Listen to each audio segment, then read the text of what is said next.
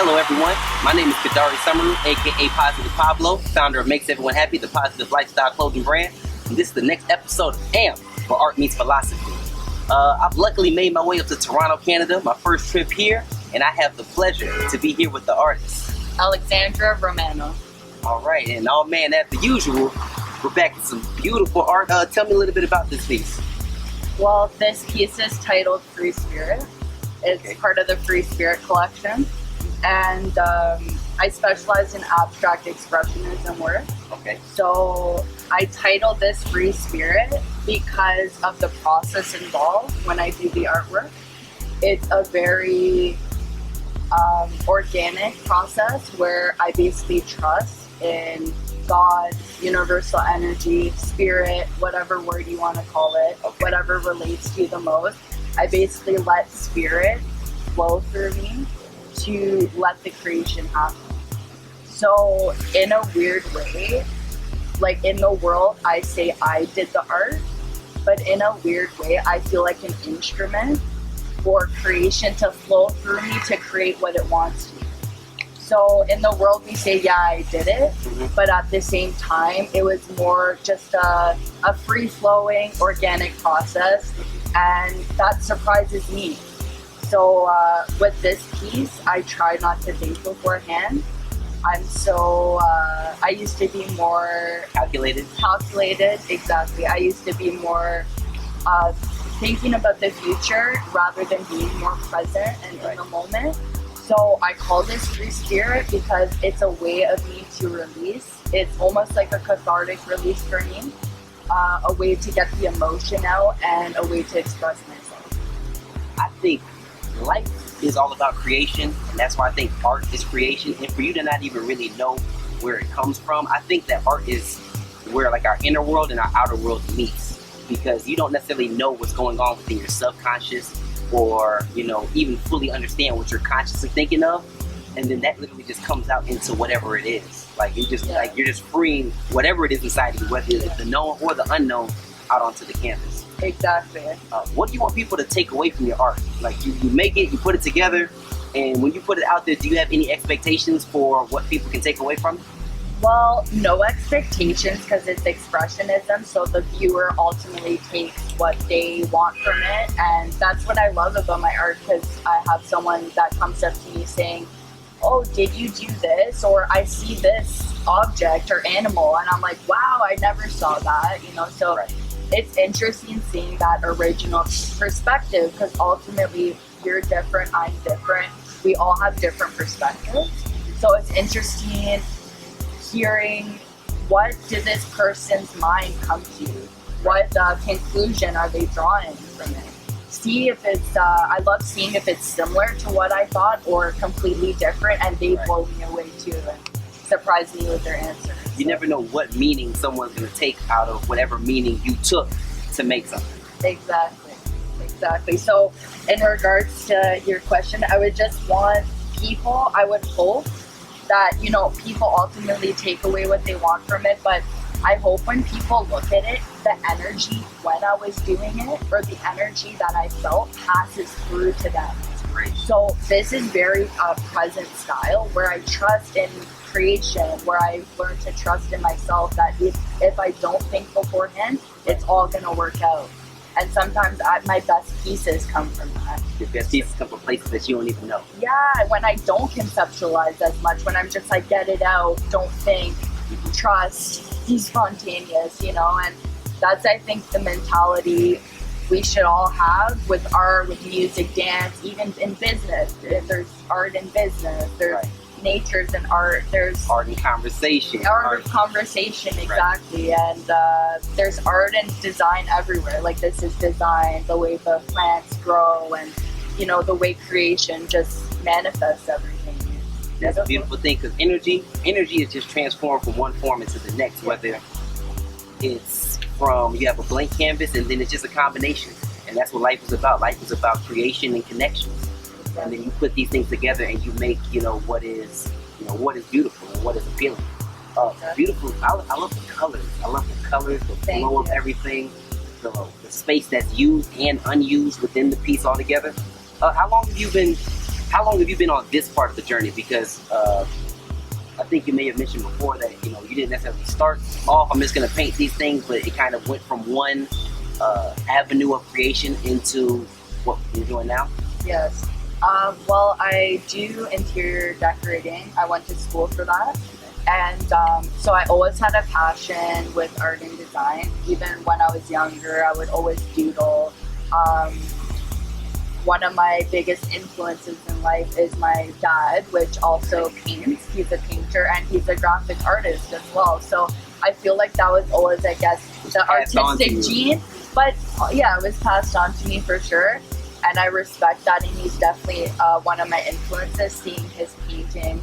But also seeing that inspired me, but I developed my original style as well. And going to school for interior decorating, it really grew my love again for color, learning color theory, how exactly, and learning how we relate in relation to color psychology. Like, for example, yellow enhances concentration. Being in a blue room, you'll actually feel less hungry. It's an appetite suppressant. Red will do the opposite. You'll actually feel like stimulates more, and it's the color of action. And the green, why do people, before going on TV, there's the green room, relaxing, peaceful energy brings. So I love learning about the psychology of color, and I kind of like putting that into my work as well sometimes too. So if I want to do more of a relaxing piece, I'll use cool colors, blue hues, something more exciting, bold reds, you know. This is a mixture of everything. So. Right, so you kind of take your emotion and the time that goes into the artwork, and then it just comes out as it comes out, as it's supposed to. Exactly. Do you have a daily mantra or like a philosophy or some words that you live by? That's a good question. I love the Ram Dass quote. Okay. He says, it's important to expect nothing, to take all experiences, including the negative ones, as merely steps on the path, and pursue. Everything that happens to you in your life is a part of the journey of your life. And sometimes we're never stagnant. You have to have your highs and you have to have your lows, but taking lessons from both of those are what really makes life fulfilling. You have to find those benefits, because you can find the faults in things. You can have the greatest things before you, but if you're looking for the faults, you're going to find those. Or you can have the worst things in front of you, but if you're looking for the benefits within those things, then you'll find those. Kind of like coming here today. Didn't know, came here, it was storming, thunder, lightning, rain. And through it all, we have this nice amount of calm. You know, we have this peace now, and that was all a matter of just getting here to the present and then making the best of that. Taking the chance, exactly. We both trusted in the universe. Right. That, you know, it rained, it soaked, we enjoyed our conversation, we did our thing. It cleared up, thank God. You know, now we can continue, and that's what it's about. Like, we have to plan, but accept that everything in life's transient, nothing's permanent. All that arises passes away. The plans don't always work out how you want. Still plan, but trust a bit more and be a bit looser and flow a bit more. Right. So I think that I use tomorrow as a reference point for the things I need to do today. So it's like, while I know that I have these goals and these things that are coming, there's nothing I can do about tomorrow until tomorrow comes. Right. But I can always do something in the now. So it's just my reference point along the path. If I want to get to this point, I need to do these things today. And then yesterday was, okay, this is what happened. I can learn from yesterday so that I can do things today that I can make it better tomorrow. You did your best. Exactly. And as long as you've done your best. Yes, exactly. And I think as long as we do our best, try our best, that's all we can do. And there's beauty in that. Like, just try things, try new things. You don't know how it's gonna work out. Like, we were talking about success, and of course how we want to press towards success, but be willing to fail too. And exactly, and it's the yin and yang of life. But also, I like what you said, find the positive in that negative. Because usually we learn only from failure and bad stuff happening to us. It's not like what we want to hear. But usually when we do something successful, we're like, yeah, moving on, great, You know? take it, you have that high moment, and you carry it on, and then you don't want to be able to hold on to anything for too long because, like you said, it's transient. You're So right. if you're holding on to this high for so long, 5 years from now, that was a then moment. You can't be happy Exactly, today for something yeah. that was 5 years ago, and you're trying to recreate that moment. You know, we're only living in moments, from moment to moment, so you have to make the most of what you have Exactly, on hand. exactly. I completely agree. What do you think about the most? Like, what do you think is your most recurring thought, your most frequent thought, daily basis, or crosses your mind most often? Am I doing the best I can be to help and inspire others? Because we need to love everybody like you love yourself. We need to love ourselves in order to love other people. That's my philosophy. So I'm not saying don't do that. Right. Like, be disrespectful till you love yourself. But it's just like grow, work on yourself. By doing that, you'll naturally help other people. You'll naturally want to love other people. I feel like when I'm in have this cynical view, you don't feel like How good are doing you? anything. What benefit are you when you're down on yourself? Exactly. So it's like we need to inspire others, and we're not always going to feel good about ourselves. That was the perfect time. Oh, pause it. Yeah, exactly. I wanted to see it this way. I wanted to see Yeah. it just in a different way so I can kind of look the way Yeah. the colors and things blend. What I love about art so much is that deep level of appreciation. And you never know exactly what's going on in the artist's mind before it goes out, or if anything's going on in the artist's mind that comes out for them to make the art they do. But what are you most grateful for? What do you appreciate the most? The talent to be able to create. Just your gifts, My the gift. blessings that you have. You look, you're like, man, Yeah. I just take what I have and it comes out, and I really love what I have. Yes, exactly. It's just being grateful that we have these blessings. We all have unique attributes, unique skills to show the world and to express ourselves with it. Like, one philosophy I love is we're all God. That sounds really weird and radical, and years ago I would have not said that. Right. But now I truly believe this. I'm God, you're God. All of this, nature, we're God expressing itself as a human for a short period of time, basically. Because creation, universal energy, created us. Therefore, And it's a part of us, And we take that and we create further. We create if not art, we create moments. We make history. We make a difference. We dance. We're dancing right now. Right. In a way, with the conversation, with the flow. Mm-hmm. That's how I like to see it more. It's like more of a divine play or a dance. And that's what in Indian, I think it's, Hindu philosophy, they have Maya, which stands for illusion. And they basically talk about how, like, we're human beings. So we have that human side of us, and we have the being side. Okay, and the being is more so in touch, the spirit in touch with the creation of all that is. Exactly. So bringing back to this thing, illusion, Maya, they say the world is illusion, or things that happen. Meaning, like, things come and go, and, like, for example, the past, it's done, it doesn't exist. And you might be like, that's weird, didn't we, like, just meet up an hour ago? Are you saying that, like, that doesn't happen? Okay. No, it's not saying that. It's just saying it's done. The past is only a memory of an event. And you can always you can change your history by changing your perception of what that is. And that's the beautiful part, is you can change your reality currently, and you can change your reality for what it was. Exactly. All in the way that you perceive the events that were, are, and are to be. Yeah. Very true, very true. When you're creating, do you ever feel vulnerable? Like, do you because this is something that you're passionate about, and I mean, you have that connection to the sense that it's like a divine purpose for you to just let free yourself, you know. But do you feel that level of vulnerability, like this is so big, or this is so much of myself that I'm kind of exposed? I do. I definitely feel exposed. Even talking about spirituality, I even heard a quote like, you're gonna feel embarrassed when you talk about spirituality or certain things because it's close to your heart. For me, at least, you know. And you know, it's okay.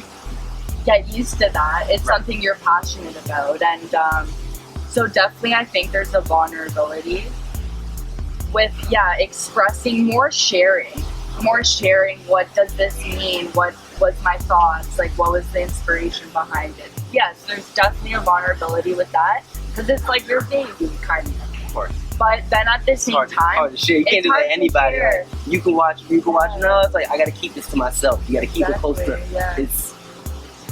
You have to keep it close to you, but at the same time, you have to let it out in order for it to grow. Yeah, you're right. So the when I first started, it was funny because you're so dear to your pieces. When I first started, I didn't even want to sell pieces. I would have some people asking me like, could I buy? I'm like, no, you know what? Because I only had a few. Okay. Now I'm like, oh, I want to just share it with the world, and I want roles have switched. Yeah, the roles that shit. Now I'm like, yeah, come back to me. But no, I definitely see it in a different way. Like, I want to share my art with the world more, and I want this to find a home. Like, I want someone to say, whoa, I feel inspired. I want this as a focal point in my room.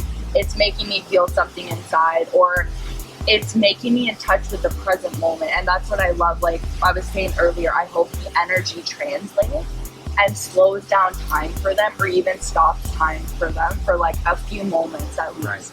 And they can just look at the piece, appreciate it, and be present, and hopefully that will free up other areas or provide clarity in their own life. If you want it to be life-changing, or for someone to be able to take away from your art something that they carry on to take away and pass along to others.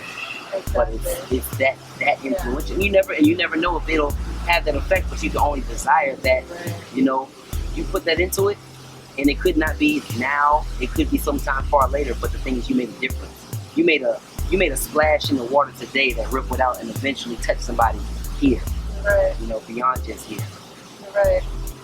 And it's very important that we do that, and you know, that we stay in touch with our spirit, the present moment, and spreading positive awareness like you're doing. So it's very good. You have to. All right, I'm gonna ask you. I'm gonna say 2 sentences. Okay. And you finish them however you want. Oh, okay. Art is an expression of the soul. I am an artist, and I am a free spirit. And 3 words that describe yourself. Determined, confident, brave. What do you think that comes from? Where does that confidence and that bravery? God, for sure. Definitely God. You know, he's, like I said, bringing back to, he's within us all, and you know, he's our core, he's our soul basically. And you know, I love like when we were infant, we didn't have concepts, we didn't think so much, it was so pure. We trusted we were gonna crawl, we trusted we were gonna transition to walking. And that's like the mentality I think we need to have. Like, God's gonna guide us, we're gonna crawl sometimes in life with certain things. Okay. But then we're gonna walk, then we're gonna sprint, we're gonna learn how to sprint. You know? So you don't just crawl once in life. It's not just for one period, you never know. Sometimes you may be dragging around for a bit. But you know, I love this quote. It's actually Paul said it from the Bible, and he says, I benefit from trials. He says, consider it pure joy whenever you face trials of many kinds, knowing the testing of your faith produces perseverance. Let perseverance finish its work, so that you may be mature and complete, not lacking anything. So that's a real quote that I read when I'm in some some struggles, when you're in the crawling phase. Yeah, that's what gets you back on your for feet. sure. Bringing back to, we learn so much from failure, and it hurts our hearts, but oh damn, it helps us grow so beautifully. So